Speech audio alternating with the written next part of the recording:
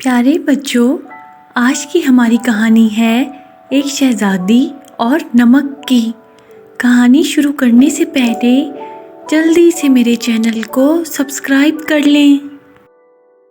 پرانے وقتوں کی بات ہے کہ ایک سلطنت میں ایک بادشاہ اور اس کی 3 بیٹیاں رہتی تھیں۔ بادشاہ ان سے بہت پیار کرتا تھا۔ ایک دن بادشاہ نے فیصلہ کیا کہ وہ اپنی بیٹیوں کو آزمائے گا کہ وہ اس سے کتنی محبت کرتی ہیں۔ بادشاہ جاننا چاہتا تھا کہ اس کی کون سی بیٹی اس سے سب سے زیادہ پیار کرتی ہے۔ تو اس نے اپنی بیٹیوں کو بلایا اور ان میں سے ہر ایک سے ایک ہی سوال کیا کہ تم مجھ سے کتنا پیار کرتی ہو؟ بڑی بیٹی نے جواب دیا، پیارے ابو، میں آپ سے اتنا ہی پیار کرتی ہوں جتنا کہ دنیا کے تمام ہیروں سے۔ یہ سن کر بادشاہ بہت خوش ہو گیا۔ جب اس نے دوسری بیٹی سے یہی سوال کیا تو جواب ملا، پیارے والد، میں آپ سے اتنا پیار کرتی ہوں جتنا کہ دنیا کے تمام سونے اور چاندی اور اس سے بھی کہیں زیادہ۔ بادشاہ خوشی سے مسکرانے لگا۔ اب سب سے چھوٹی بیٹی کی باری تھی۔ چھوٹی بیٹی کہتی ہے، میرے ابا جان، میں آپ سے اتنا پیار کرتی ہوں جتنا کہ پوری دنیا میں موجود نمک۔ چھوٹی بیٹی کے جواب پر بادشاہ بہت حیران ہوا۔ بادشاہ اپنی چھوٹی بیٹی پر چیختے ہوئے کہنے لگا، تم ایسا کچھ کیسے کہہ سکتی ہو؟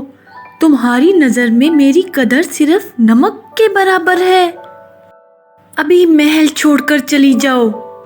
بادشاہ اتنا غصہ اور شرمندگی محسوس کر رہا تھا کہ اس نے اپنی سب سے چھوٹی بیٹی کو جنگل کی طرف بھیج دیا۔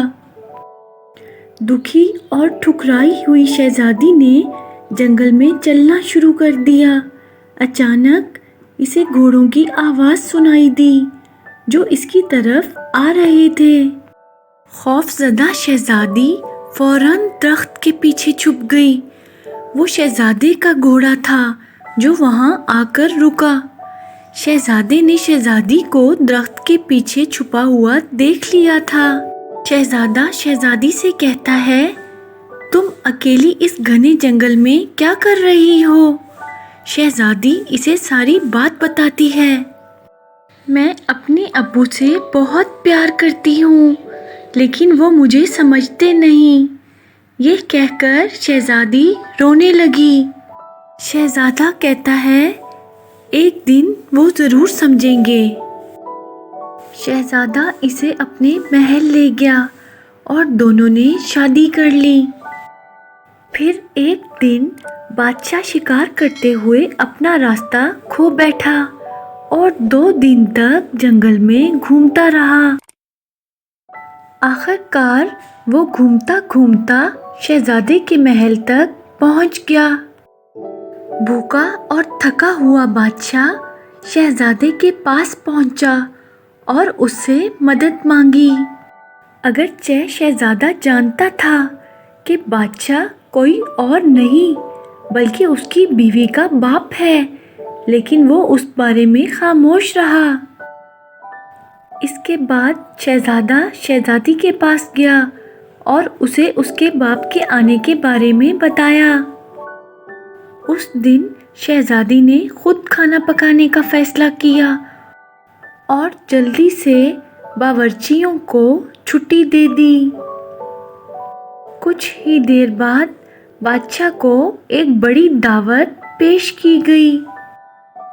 بادشاہ بہت بھوکا تھا۔ اس نے جلدی سے کھانا کھانا شروع کیا لیکن پھر اسے احساس ہوا کہ کھانے میں بالکل بھی کوئی ذائقہ نہیں ہے۔ بادشاہ کہتا ہے، یہ کیا ہے؟